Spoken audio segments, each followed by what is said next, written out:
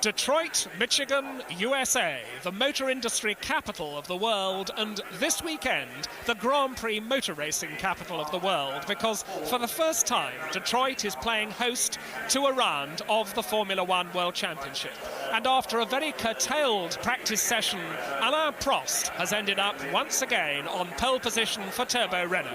Andrea De Cesaris alongside him, row 2, Keke Rosberg in the Williams and Didier Pironi in the Ferrari. Then we've got Manfred Winkelhock in the ATS and Bruno Giacomelli in the other Alfa Romeo on row 3. John Watson is back on row 9 with the second McLaren. There's the green light, and Prost moves away, but Rosberg coming up on the inside. Chiva crosses behind them, but it's Prost and the power of the Turbo Renault which goes ahead, and it's De Cesaris crowding the green and white Williams of Rosberg. De Cesaris goes through into second place. Prost is the leader. Keke Rosberg fights back, can't make it as they go into the right-hander. Prost, De Cesaris, Rosberg, Pironi, Nigel Mansell in the Lotus, then it's Giacomelli and Eddie Cheever, who made a magnificent start, chopping right across the grid. Eddie Cheever, the only American in Grand Prix racing, determined to go well here today, as they go through that very, very tight turn 5 and away now on this first lap. And we've got problems there. That's Mauro Baldi. Mauro Baldi is parking, and I think we saw him being hit by Raul Boesel, and that is Michele Alboreto in the Tyrrell in the pits. Already the tightness of the circuit and the traffic has shown problems for 3 cars, and for 4 cars. That's Winkelhock starting from the 5th position on the grid on the 3rd row. That was his great opportunity to show well for ATS. Winkelhock is out. De Cesaris falling back, De Cesaris slowing. And Rosberg goes through in second place, and I think De Cesaris is coming into the pits. So Pironi now is 3rd, Mansell is 4th, Giacomelli is 5th, and Andrea De Cesaris comes into the pits very clearly with a problem.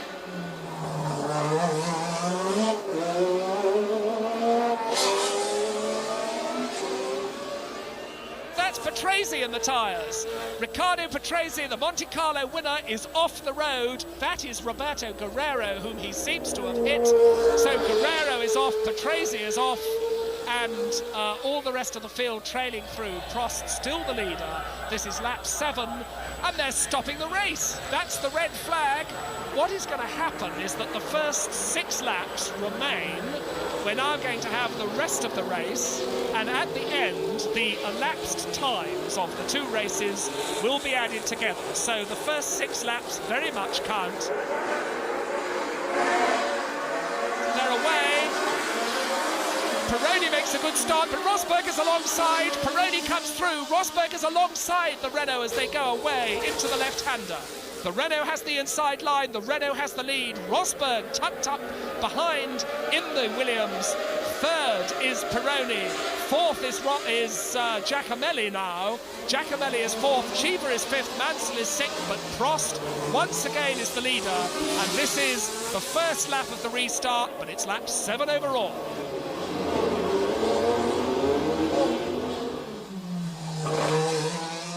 This is lap 11 now, and as Prost pulls away all the time, Rosberg has to be content with following the Renault and trying to see if he can wait for some sort of failure on the Renault's part. Rosberg not getting any closer. Rosberg being chased by Pironi, and Pironi now has the sort of queue behind him that very often these turbocharged cars have, because they're slower in the corners with their extra weight of fuel, but very, very quick down the straights. And that is Salazar. Salazar in the other ATS. We saw Winkelhock off earlier. Salazar straight into the wall. And that shows what a small mistake can do. The front right-hand wheel, absolutely torn off. And there we see the leaders once more. And goodness me, Keke Rosberg is a lot closer now. Keke Rosberg a lot closer. And Rosberg now dogging the wheel tracks of the Renault, looking first at one side and then the other, and Prost under pressure. And Rosberg's going through! Rosberg's on the outside, he must hit the wall. He doesn't. Now that's an amazing move, and I think that Prost had a problem there. I wonder if Prost missed a gear because Rosberg went all the way around the outside of him, and now Rosberg is pulling away markedly. There's the Renault in second place, and there you saw briefly the third place battle. There it is, still Pironi, Giacomelli, Cheever and Lauda, still that marvellous four-car battle for third place, and all of them now closing on the Renault. And John Watson is starting to catch up with this group. John Watson has been coming very, very hard up the lap chart, and he's not very far behind, so let's keep our eyes peeled for him. And that's Giacomelli. Oh, Giacomelli so nearly lost it then. And that's what Cheever was waiting for. Cheever goes through. A little mistake from Giacomelli.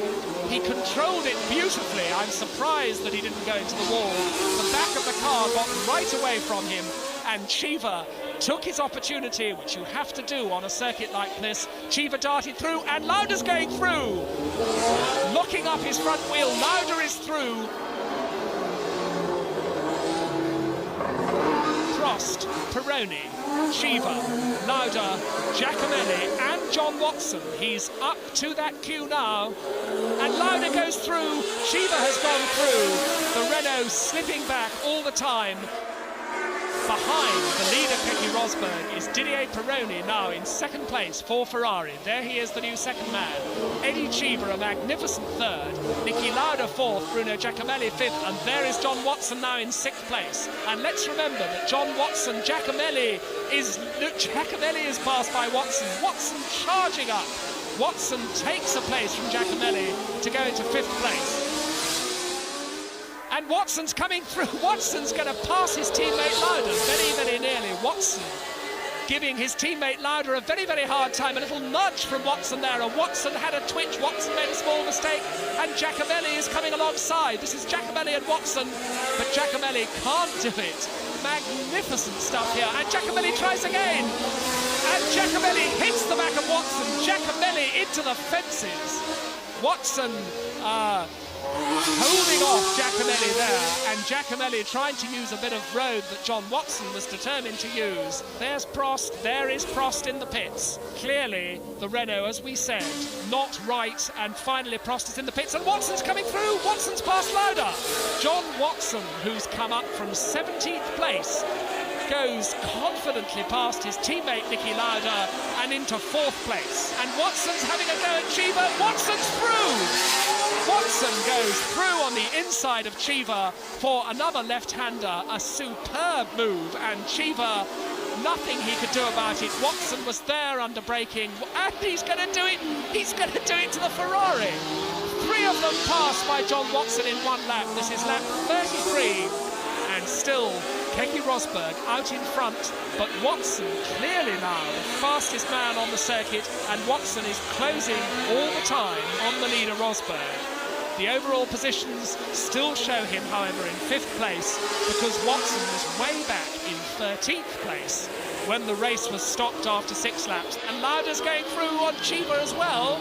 Lauda goes through just as Watson did. So on the road, Watson is second, Pironi is third, Lauda is now fourth, Cheever is fifth, and that's coming up, that's Jacques Lafitte, and Lauda goes through. Lauda is second, Lauda is third, I should say, on the road. Lauda is past Pironi, and now Cheever wants to do the same, but Niki Lauda is past the Ferrari into third place, and Lauda pulling away, and Cheever's going through, and Cheever does it. And Pironi has to give best. A charge up the inside from the American Eddie Cheever. So Lauda, Cheever and Pironi now the order. And now we see that's Watson taking the lead on the road. We just glimpsed it. Watson has gone ahead of Keke Rosberg on the road. And that surely means that with the pace that Watson is putting up, Watson now must surely get into the lead overall before long. That's Lauda off, that's Niki Lauda off. Lauda has clipped something somewhere. There is René Arnoux in the pits, like his teammate Prost in trouble. Pironi having a moment. Pironi going way off beam there in the Ferrari. John Watson is only 11 seconds behind this man, Keke Rosberg, who himself has now fallen back into the clutches of Eddie Cheever. And Cheever's going to go through. And there you see it, after 44 laps, a 9.8 second lead for Watson, and Cheever now is in second place as Rosberg falls back. So Eddie Cheever in the Ligier is now in second place overall. And that's a lot of problems there for Lafitte. Lafitte clouted the back of, we think, Didier Pironi in his efforts to get by. He's been carrying on at unabated pace, but now Lafitte is falling back. A sensational drive this has been for Watson, because remember that he started in 17th place on the grid after a very, very troubled practice session.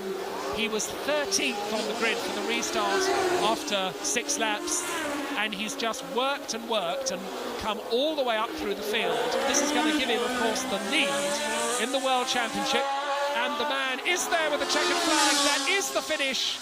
John Watson wins the 4th Grand Prix of his career, and John Watson goes into the lead in the World Championship. Eddie Cheever comes up to finish second. Didier Pironi, after an eventful race, 3rd for Ferrari. Keke Rosberg 4th, and Derek Daly 5th in the Williams, although they finished the other way round on the road.